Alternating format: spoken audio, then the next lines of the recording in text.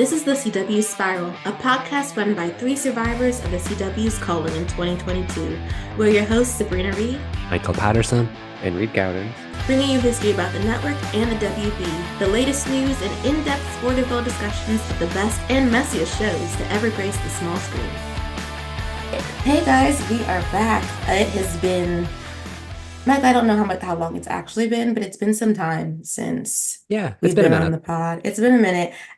For those who are listening or watching for the first time, I am Sabrina. I'm the lead editor of Hidden Remote, and we talk about nerdy stuff all the time. Michael, your intro. Sure thing. I'm Michael. I'm the editor of Bam Smack Pie, and I talk about superheroes, comic books, superheroes and comic books, and a little bit of superheroes and comic books. You'll probably catch on to that. But between the two of us and our co-host Reed, we have this long-running obsession with the CW, and we just thought that people needed to hear about it from us. So we've been doing that for 3 seasons now, and it's been an unusual era for the CW, but you know what? We've been using this pod to help navigate ourselves and all of y'all through it. Yeah, well, we have impeccable timing, actually, in terms of when the pod started, because the CW decided to throw everything over the boat. So, this hmm podcast has been an amazing journey through TV history. And we are all TV junkies in one way or the other. We thought we'd talk about what we've been up to since we went on hiatus. For me, it's been all broadcast because Hidden Remote went to basically network TV only. I know people are in love with streamers, but I am a broadcast queen. And so it is everything on ABC, CBS, Fox, NBC, and yes, still the CW. I believe we're the only ones who say the big five, and CW has fallen even further from grace at this point. But I mean, we're holding on to dear life. They're holding on to dear life. We're here into the wheels are already off. I don't, until the engine goes. hmm Yeah, we're holding on. We're holding on. As for what I've been up to, I feel like anyone who knows the superhero sphere knows that this was a big summer for that. We had Deadpool and Wolverine, we had Comic-Con, we had D23. So just trying to navigate all the good highs and lows of that. Although the good thing is, as far as the superhero sphere goes this summer, there hasn't been many lows. Um, and then I've just, in my own time, I've been binge watching some network TV shows myself. Of course, I've been catching up on 911. I'm ready for the new season shortly. Um, and then also just using whatever free time I had to maybe binge watch some other shows as well. Fear the Walking Dead, I've been trying to keep on top of since I fell behind a couple of years ago. And yeah, if there's any other TV shows out there I can prepare for, I'm looking forward to things coming in the fall, like Doctor Odyssey and things like that. Of course, Superman and Lois, my baby. So I've been contemplating rewatching the first 3 seasons if I can fit it in. Who knows? But yeah, the television landscape's been an interesting one. Anyone who watches TV knows the summer is always an interesting time for TV. Um, so I've been just trying to fill it with other things. And like I said, this year in particular for the superhero sphere, particularly on the Marvel end, has been a fun summer for that. So it hasn't been difficult to fill it. And with shows like Agatha All Along, The Penguin, and The Walking Dead, Daryl Dixon season 2 coming out all in September, it's going to get more fun for me on that front as well going forward. That's fantastic because September is where it's at. I Yes. feel I've been living for fall TV. I've been waiting for it to land because for my neck of the woods, it is dry during the summer. Except I've been Yep. watching The Bachelorette. I've enjoyed Jen Tran's season. The finale is on next Tuesday, so that should be fun to see who she picks. But I am ready to slide right into what fall TV has to offer. Uh, which every time I come around to this, though, I always my mind. It used to be that the network that I was really excited to see something from was the CW, and so it seems it's hard sometimes going into fall TV, knowing that at this point in the CW's journey, there's not necessarily much to look forward to. You'd mentioned Superman and Lois, and then everything else is sort of going to be a taste tester. I think about CW all the time for fall TV and what we used to have, and I feel like this is a good way to segue into what we're going to be doing in terms of listener asks because even to this day, I still think about Nancy Drew. I know we started that journey a year and a half ago. Yeah. Um, and we did not have her long as far as watching her live. But there is something about watching Nancy Drew in the fall that just really hits. And I think it is because it's a supernatural show. And so it's no surprise that we will be talking about Nancy Drew in a moment, especially because Marie asked us like some of our favorite Nace moments, and we have come up with a mini list. Now, to preface, we are not like super fans of Nace. We really enjoyed their relationship while we were watching the show.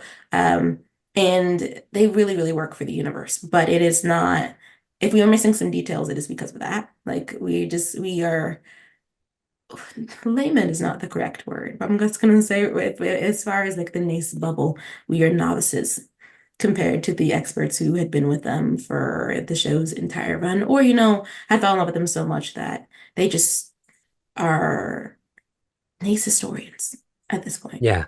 Yeah, they have the knowledge. I feel like the fans can't got to watch the show across the 4 years it was on TV, whereas we got to watch it in the 1 year that it was set. Like that was a big journey for those characters. But no, you're right. It's been an interesting couple of months, and it will continue to be an interesting couple of months for the CW.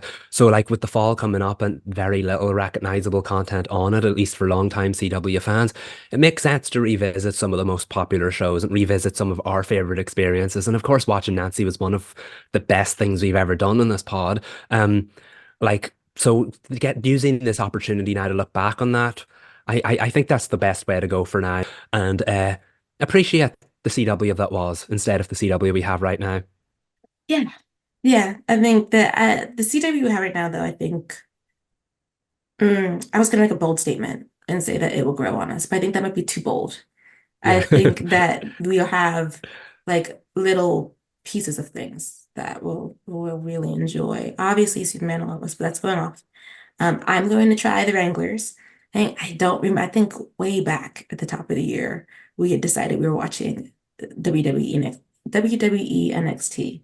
At the first match and see where it goes from there. But all the videos have been incredibly cool that they've been dropping on CW's YouTube. So I'm kind of getting reeled in. It's the pageantry of it all. Yeah. The performance. Like I know nobody, but I just kind of excited for it.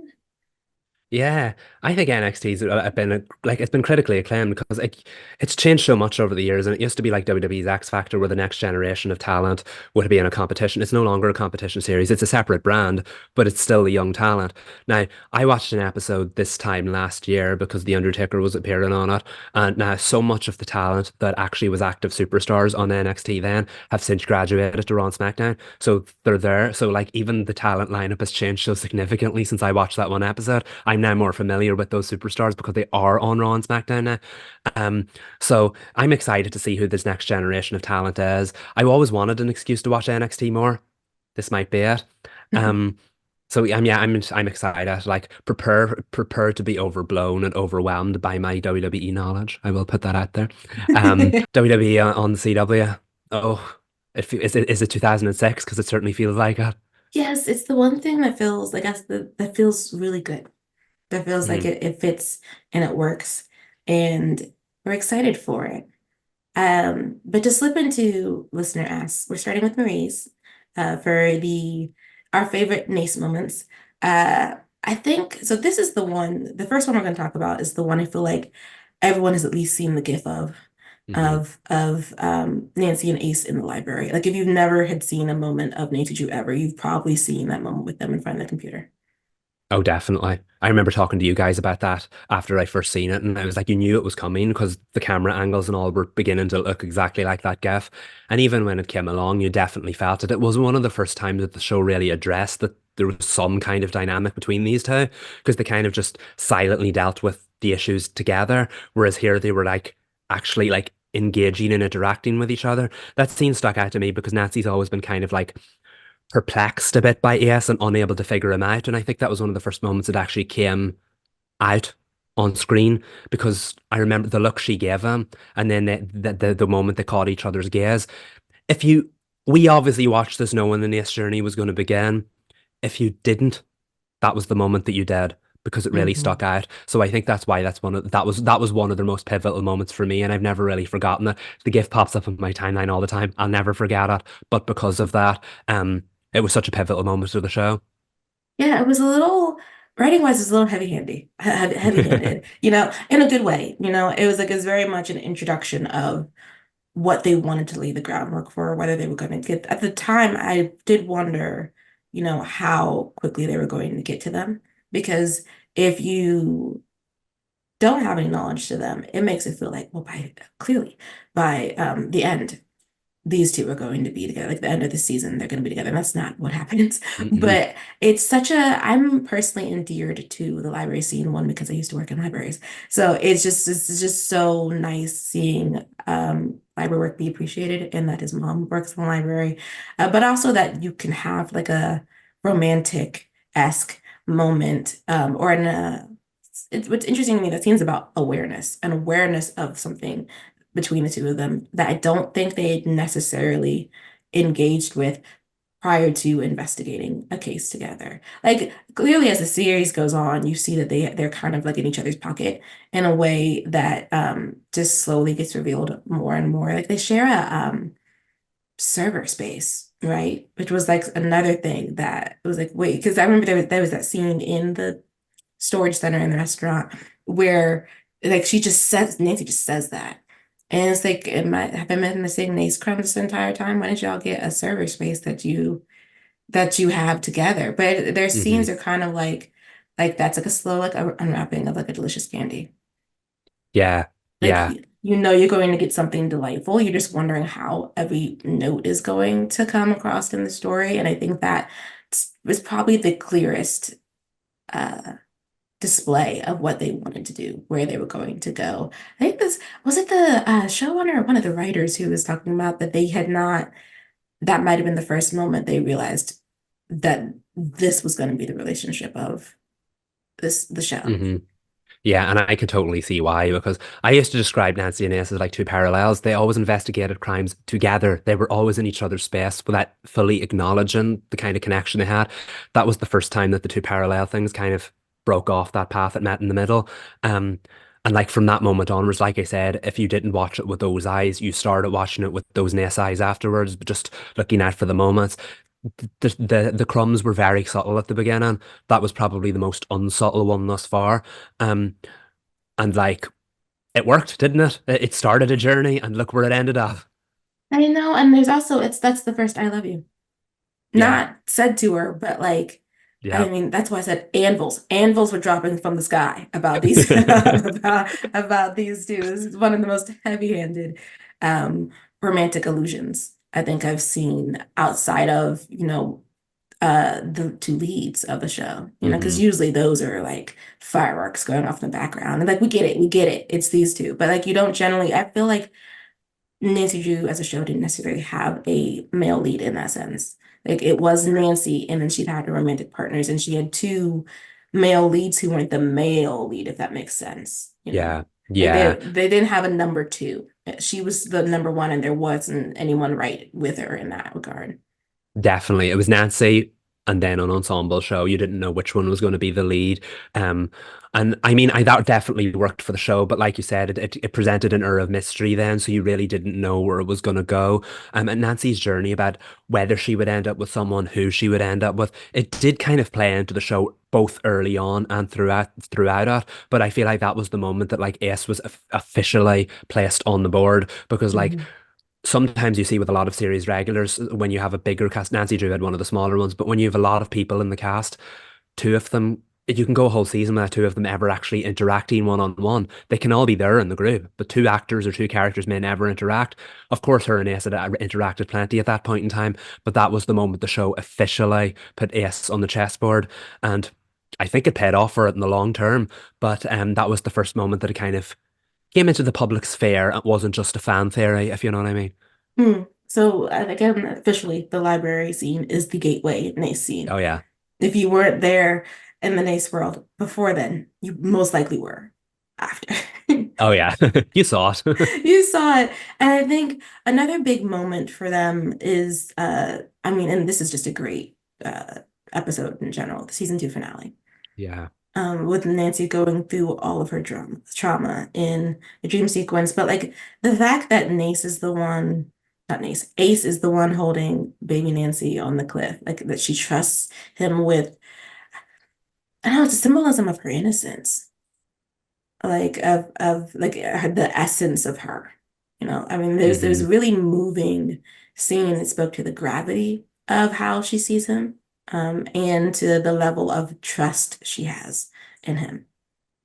It was a really big moment for that reason because you like Ace's motivations were called into question a couple of times throughout the early part of the show, and I think that was because Nancy's motivations were also called in, but she saw Ace kind of like this kind of like neutral, if person full of integrity. So whenever he kind of did something that was slightly off, she took that really personally, and it would damage their relationship more than it would with anyone else because everyone else got over it easily.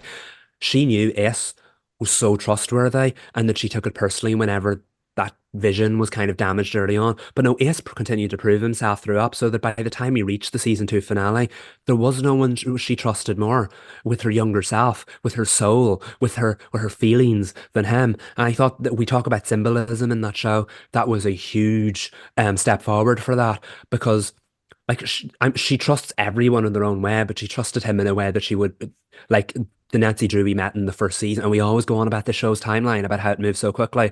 The Nancy Drew we met in that first season wasn't that long ago by the time he reached the season two finale. And yet she was willing to trust all of herself, all of the vulnerable parts of herself with him. But when you're binge watching a show constantly, it's hard to remember which moments stick out where for Nancy, that was one of the moments that I went back and revisited multiple times because even just that scene between Kennedy and Alex, I know it wasn't an officially yes because it was a dream sequence, but that moment, the peacefulness you see in that moment when Nancy's willing to let go of of parts of herself and she hands her vulnerable younger self to him. Um, I remember getting goosebumps during that moment, and not that not that shows can't do that to you regularly, but when there's a show that's like as emotionally trying as Nancy Drew is, you can kind of build up a threshold to it. That one broke through the threshold. That was an incredible moment. It was, I'm beautifully shot too. The Yeah, whole episode is, but there's something haunting about that moment, but also it is like a relinquishing of weight. yeah, Because there's a heaviness to Nancy's trauma, obviously, but like the fact that that whole episode is about her putting it down, and that this moment, because the cliff, the her memory of the cliff moment, obviously she doesn't actually have it, but the idea of it, the idea that lives in her head about it is something that she has carried since she learned what had happened hmm to her mom. And so to see her not only relinquish it, but also share it with the man we know is going to become the person she ends the series with. But like that's a lot for a character like Nancy, who when we first meet her, she does not want anyone to carry any sort of burden with her. yeah, She doesn't want to open up. She doesn't want to be vulnerable. And that whole episode is about her being vulnerable. It's about her opening up herself to her different relationships and Ace being a big part of her life. I was like, this is the reason why I was irritated by the time we got to see the season three premiere and all the way through the season, because this would have been the moment that you would have laid the groundwork to make them romantic in season three immediately. And like I just hmm obviously you would still have obstacles, but I felt like that was the sometimes you miss the mark of when you need to start. And I felt like the fact that we didn't actually go there in season three, like, yes, every people who were with us on our Nancy Drew journey know that I love Nancy and Park. hmm But and that is like a personal thing. But the writing wise, this moment should have been the catalyst for the romance, even if the romance wasn't realized in the premiere, realized earlier on in season three rather than at the end of season three. definitely. That's You always going knew to be a nitpick for me. Yeah, you knew the way she looked at him there that that was where the story was going, and that's why I like you. I always consider season one and two, and then three and four, because it partially feels like two different shows because we just started throwing obstacles in the way for no reason from three onwards. Whereas we reached a really beautiful moment. It was a moment of growth. It was a moment of letting go for Nancy, and that remains not just one of my favorite Nace moments, one of my favorite moments in the whole show. That specific moment in that season two finale. Um, Yeah, those first two seasons told a heck of a story about Nancy's growth, and I think that was a beautiful culmination of that particular chapter of it. Yes, which leads us to the season three premiere.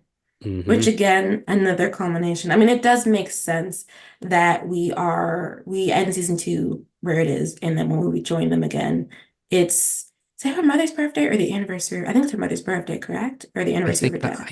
think I think it might be the birthday, but don't quote me on that. Okay. But like it is still another moment of it's been a full year. Yeah, It's been a year and we had our issues with the premiere, but the one thing that really did work was the amount of growth that Nancy had shown. And then the moment on the steps, another, like again, if you haven't seen the library scene, you've seen at least the picture yeah, of Ace and Nancy on the step. Actually, that was I don't know if I said that when we did our reaction to the episode, but that was the image I wanted the most context for because it was yeah, everywhere. And I was so happy when we got it. And it was like another full circle moment because it's about college. And yeah, and it's about accepting your life where it is, not where you thought it was going to be. And it's such a yeah, healthy moment too. I mean, that is just that's I mean, that's I think one of the reasons why we loved Nancy Drew so much is that it's about the exploration of trauma as you're on the road to healing. hmm And Ace is there for a lot of big moments for Nancy with that, and this is another one. Definitely. We've always said how he's her confidant throughout the show, but like that's almost in a that they understand each other, they quietly understand each other. Whereas this was one of the first moments that she really got to open up about how she felt, and yet again, he's that quiet, steadfast foundation that she can lean on. Nancy Drew doesn't need to lean on people an awful lot, but in this particular moment, she did, and he was there for her because of that.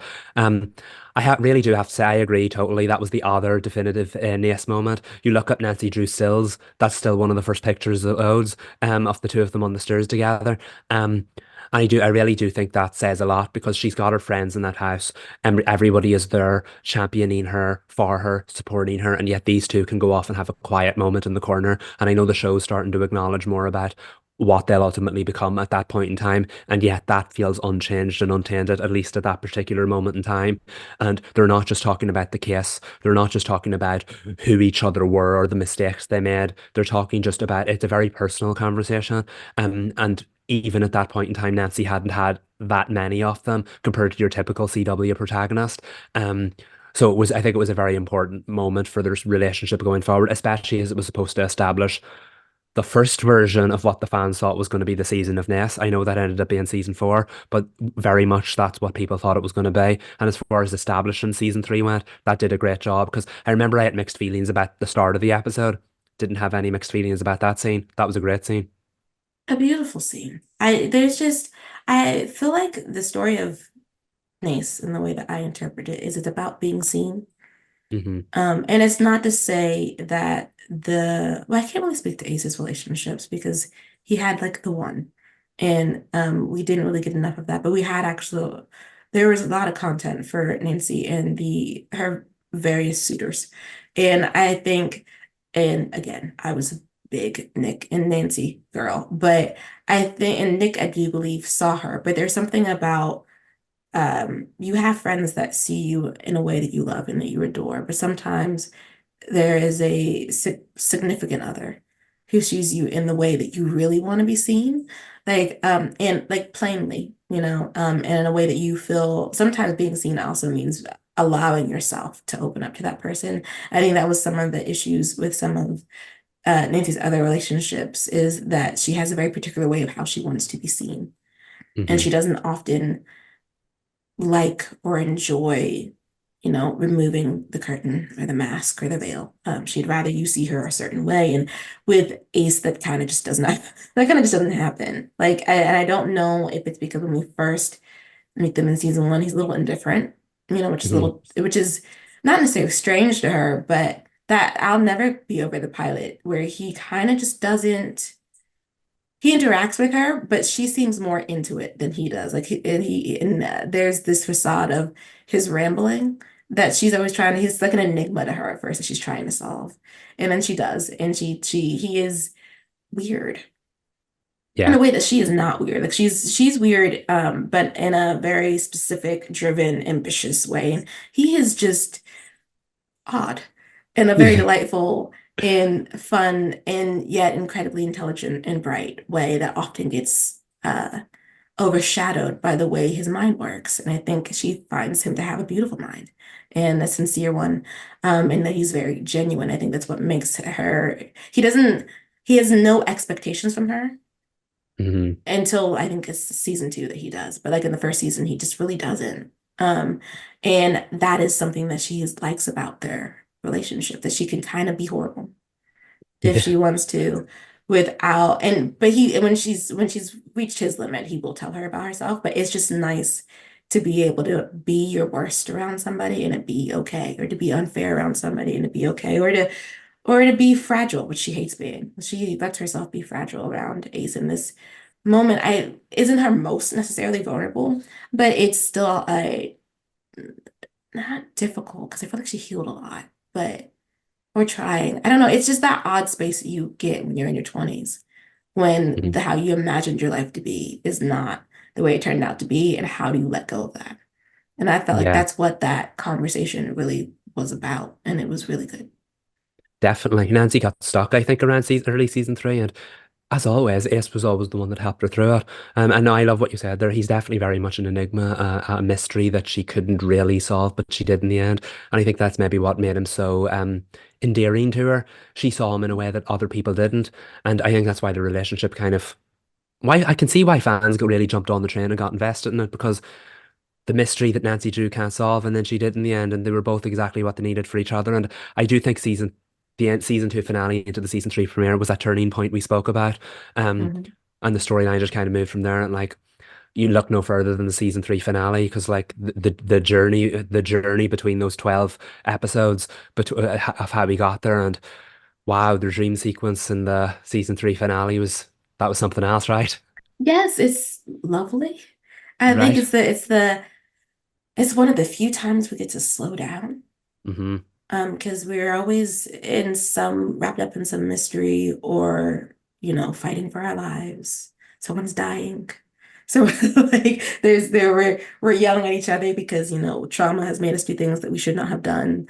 And which is why I guess we should have done it. It was a dream sequence.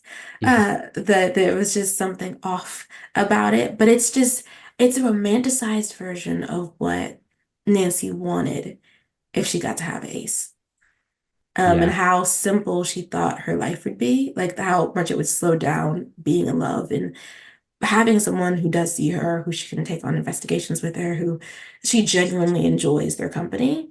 And I think that's what is so nice about it, because you feel like they deserve that after everything that they had gone through, that this this burgeoning, budding romance is a thing that she got to languish in for a few minutes before it all went to hell in a handbasket. But like still, it was just I think that's kind of the only moment they get really, as far as peacefulness. That doesn't Yeah. that's not hanging heavy with trauma. I keep using the word heavy, but I think it's because Nancy's a heavy show. Like there's just something weighty about it all most of the time. Sure, yeah, definitely. You're not getting through many seasons, many episodes of that without feeling a bit of trauma. Um, no, I have to agree. I feel like I know we were critical of the way the season three finale handled things, I think, if I recall, but I will say that I thought that moment out of context was so beautiful. Um, you're right, you got to pause, you got to take a moment, you got to enjoy the beauty of Ness. Um, and like it was beautiful. And looking back on season four, I think it could have done with a few more of those pause moments where you could spend like that because we were moving a mile a minute through season four, throwing all the obstacles in their way.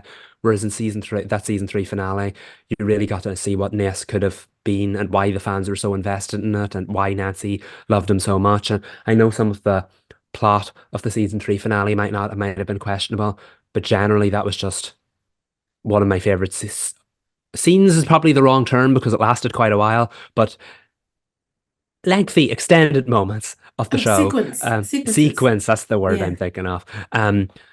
Because yeah, that is what Nace could have, should have, and probably was like behind the scenes.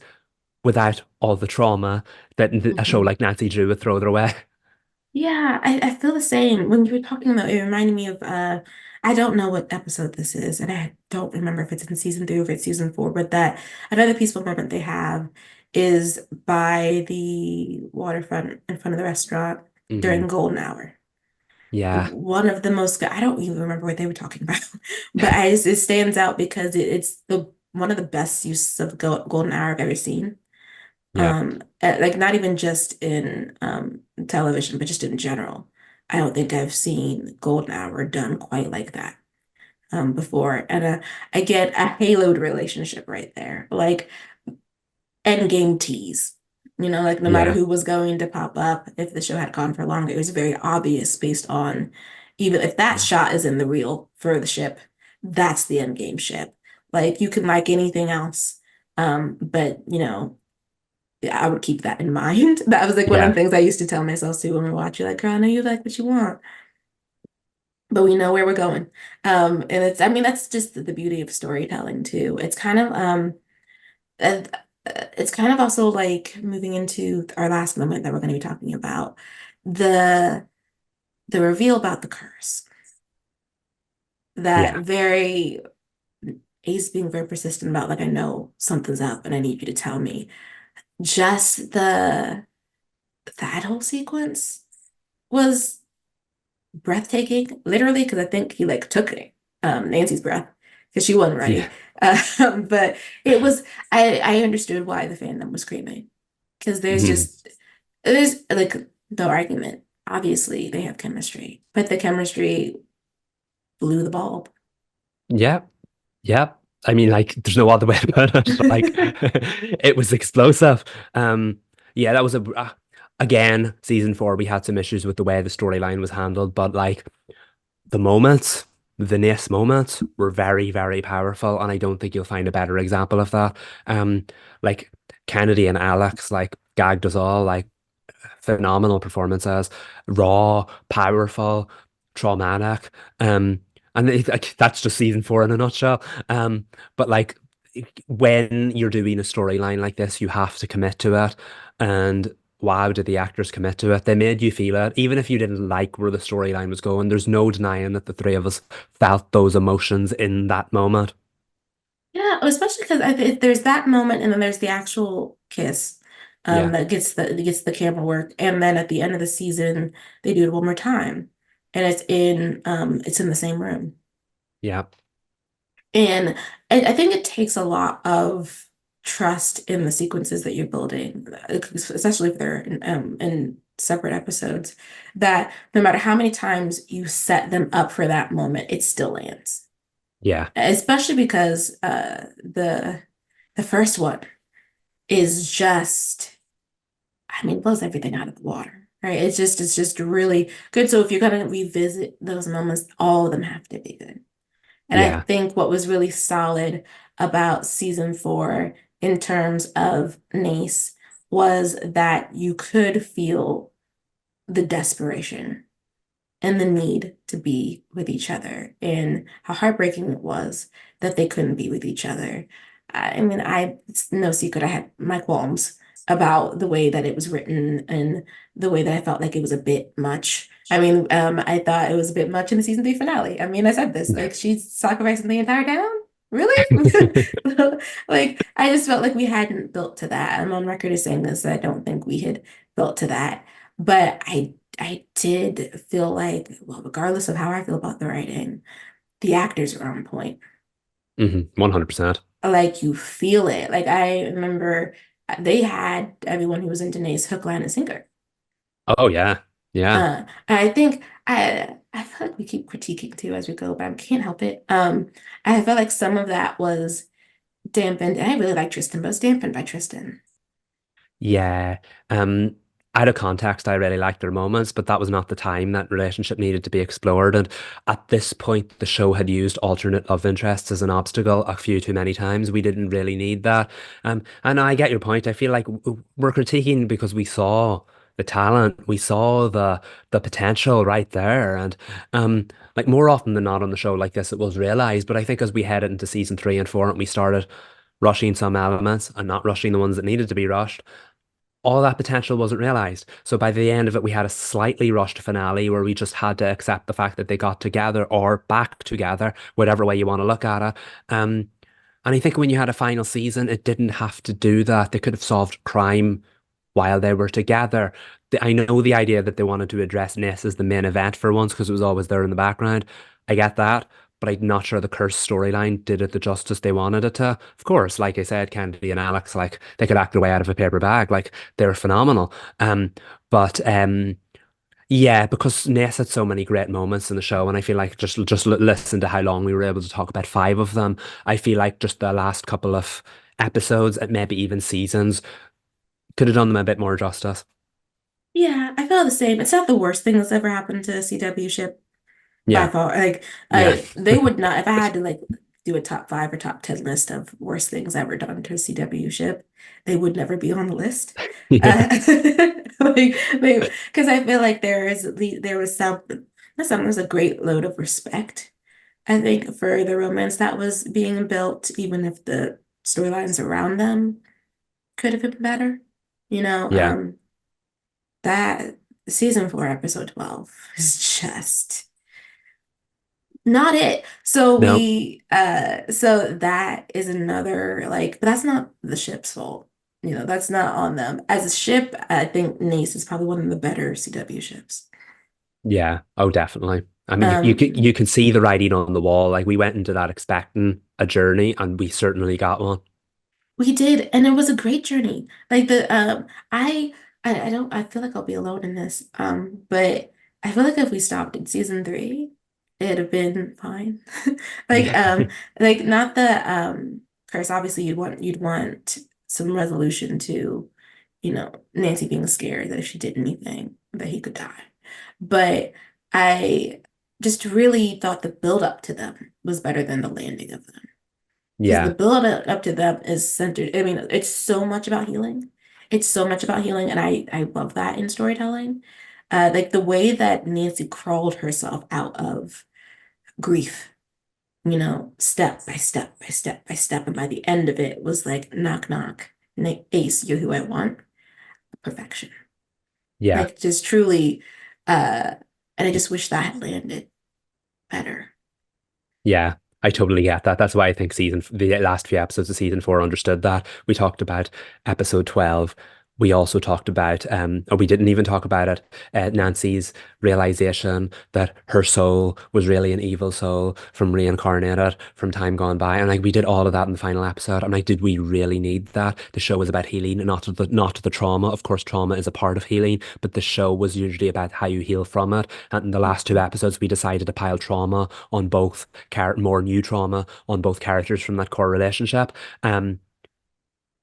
Not necessary. And I know we were celebrating this, and then we somehow ended up down this path again. But I only think that's because they didn't need that. They didn't need that at the end. There's really no other way of underlining that than just saying the words outright. They didn't need that trauma because wasn't enough time for them to come back from it.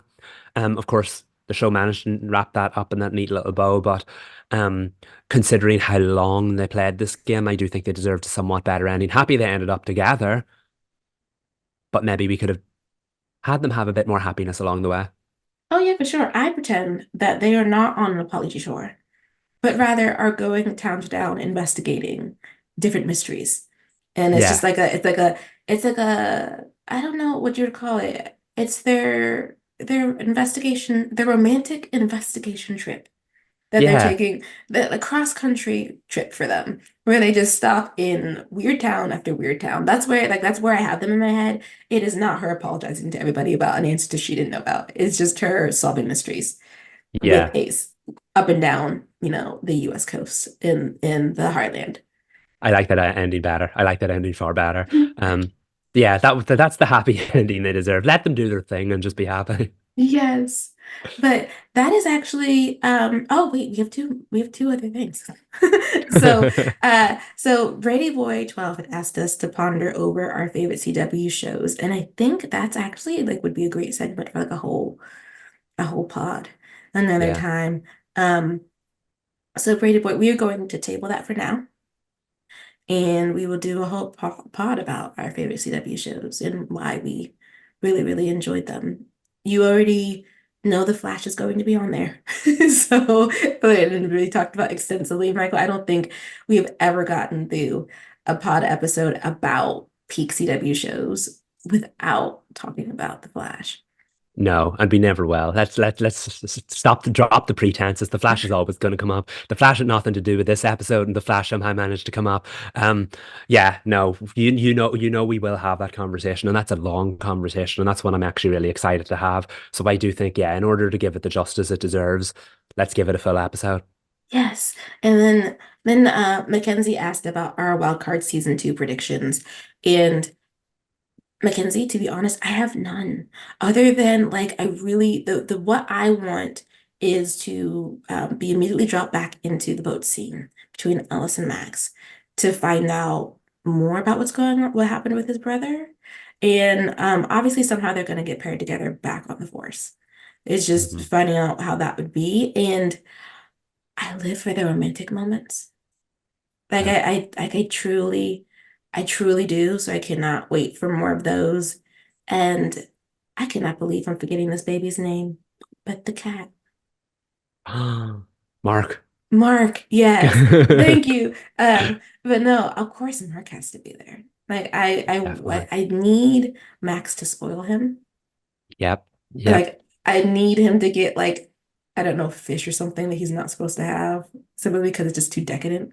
Like I love if she brought over like some expensive cat food and Ellis just rolled his eyes and he's like he's gonna ask me all the time and you're not here all the time and I'm not going to be getting him salmon.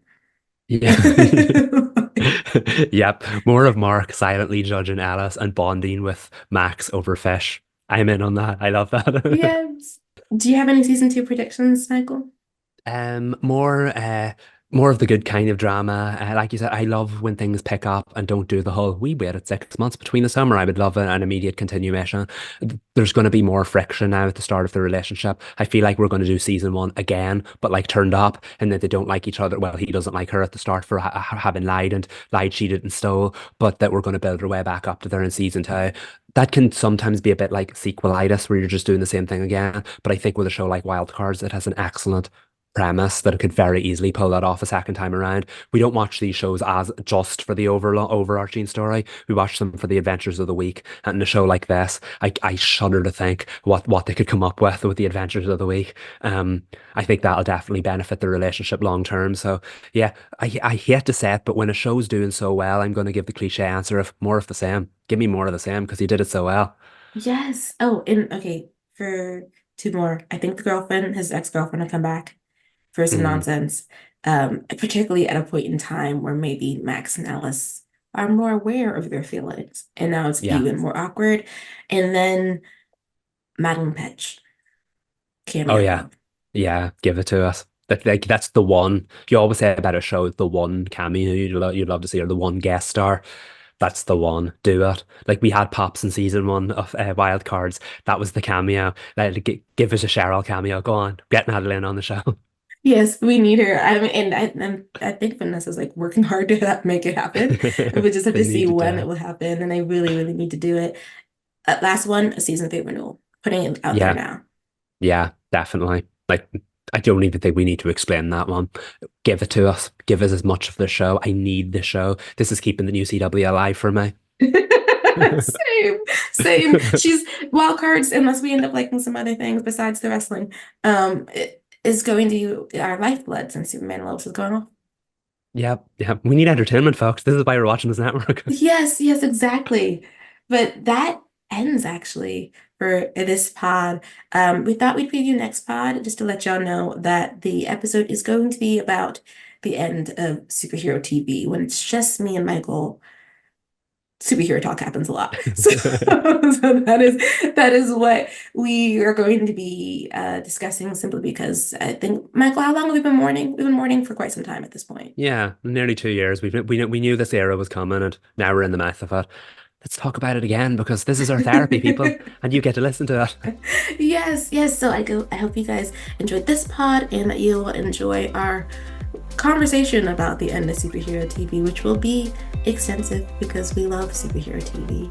But thank you for listening and watching. We're the CW Spiral. I'm Sabrina. And I'm Michael. Bye, y'all.